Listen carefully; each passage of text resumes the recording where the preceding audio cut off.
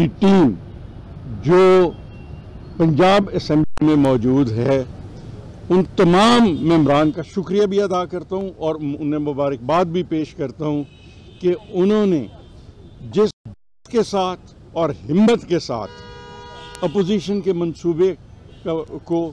Sabotage करने के मंसूबे को जिस तरह नाकाम बनाया, मैं समझता हूं कि उसकी मिसाल नहीं मिलती। आज पंजाब असेंबली में तासुर ये दिया जा रहा था कि शायद पाकिस्तान तहरीक इंसाफ की हुकूमत जनाब चौधरी परवेज़ इलाही साहब वज़ीर आला को इस हाउस की अक्सरियत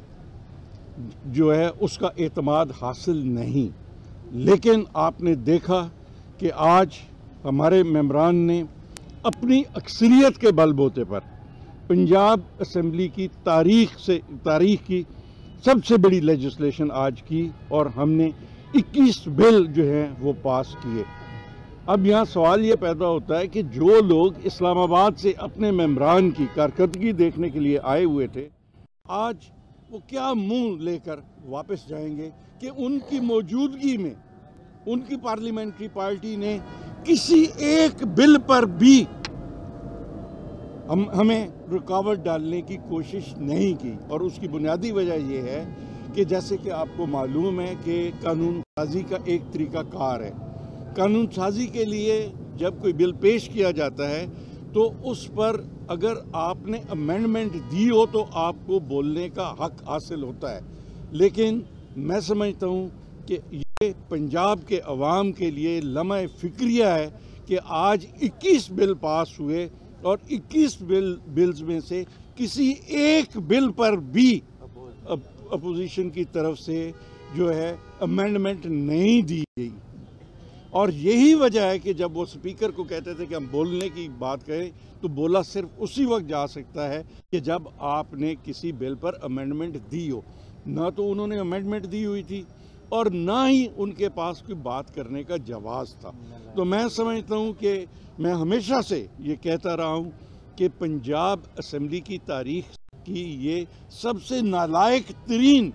जो है वो अपोजिशन है और आज पंजाब के अवाम ने उनकी नालायकी का अमली मुजाहरा देखा कि लेजिस्लेशन में जिस बुरी तरीके से उनके कारकर्दगी जो है वो खुलकर सामने आई और उन्हें शर्मिंदगी का सामना करना पड़ा। इससे पहले शायद कभी ना हुआ होगा।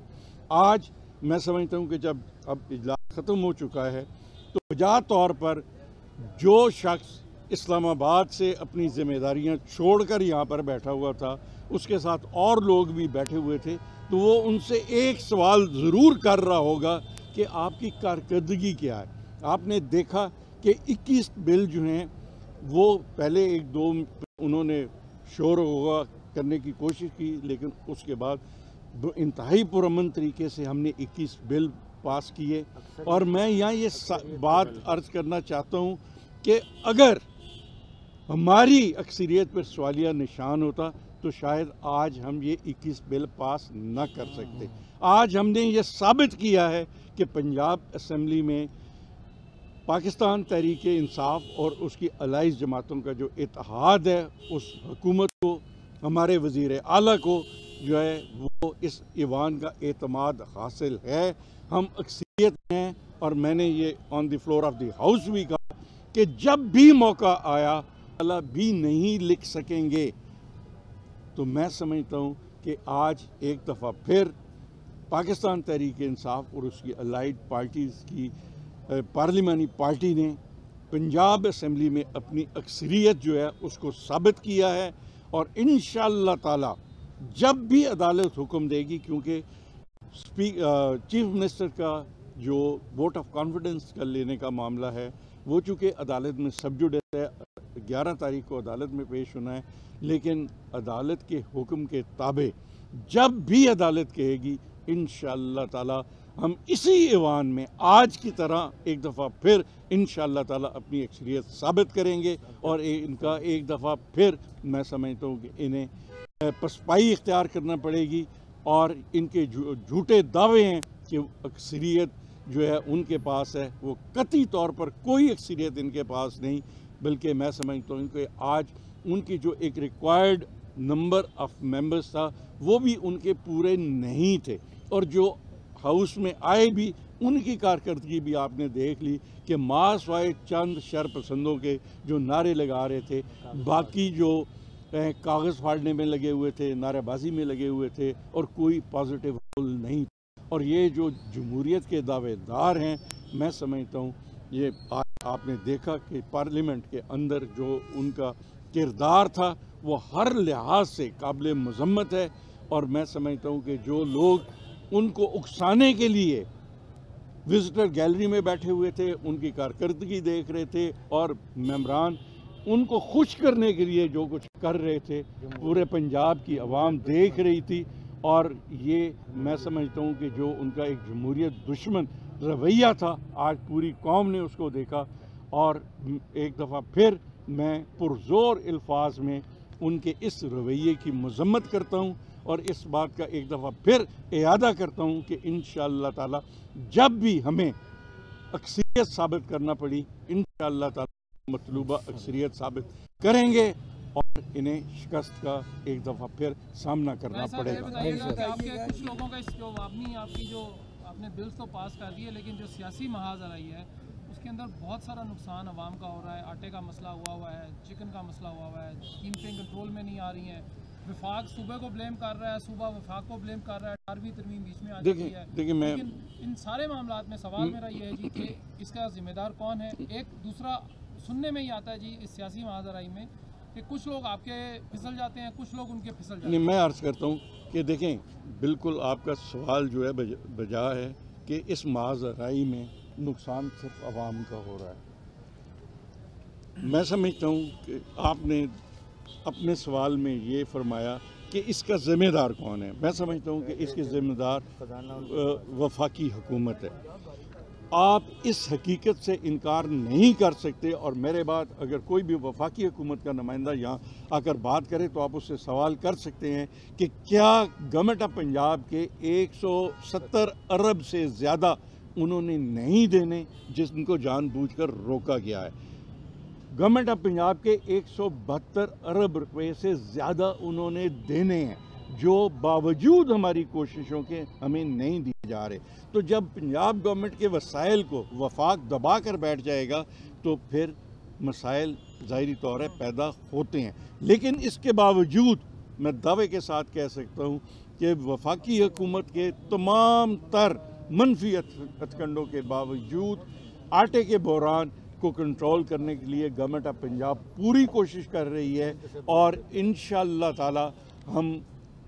پنجاب کے عوام کو اس بات کا یقین دلاتے ہیں کہ ہم اس مصنوعی بحران کو نہیں پیدا ہونے دیں گے، اور عوام کو جو ہے وہ ریلیف دیتے رہیں گے۔ صاحب یہ بتائیے کہ اعتماد کی ووٹ کے بعد آپ اسمبلیاں تحلیل کر دیں گے؟ اور دوسرا پرویز لائی صاحب یہ چاہتے تھے مارچ میں ہوں، خان صاحب چاہتے تھے کہ جلد ہو جائے، تو اب دونوں ایک پیج پہ آ گئے ہیں۔ دیکھیں، میں سمجھتا ہوں کہ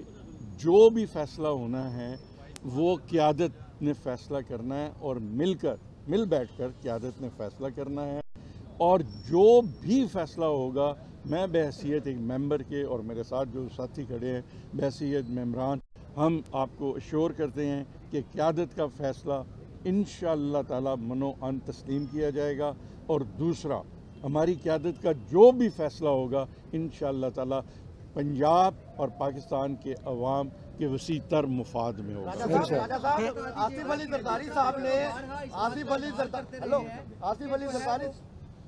علی زرداری صاحب نے شرجیل میمن اور ناصر حسین شاہ کو پنجاب میں بلایا ہے، کوئی خاص مشن پہ آئے ہوئے تھے یہ؟ دیکھیں، وہ پہلے بھی آتے رہے ہیں، پہلے آج سے 6 مہینے پہلے بھی آئے تھے۔ آپ نے دیکھا کہ وزیر اعلیٰ کا انتخاب جب آزادانہ طور پر ہوا، چودھری پرویز الہی صاحب نے اکثریت حاصل کی، اسپیکر کا الیکشن ہوا، ہماری جماعت نے اکثریت حاصل کی، ڈپٹی اسپیکر کا الیکشن ہوا، ہماری جماعت نے اکثریت حاصل کی، اور میں سمجھتا ہوں کہ اب زرداری صاحب کو بھی یہ بات سمجھ جانی چاہیے کہ ہر وقت لوگوں کا ضمیر خریدا نہیں جا سکتا۔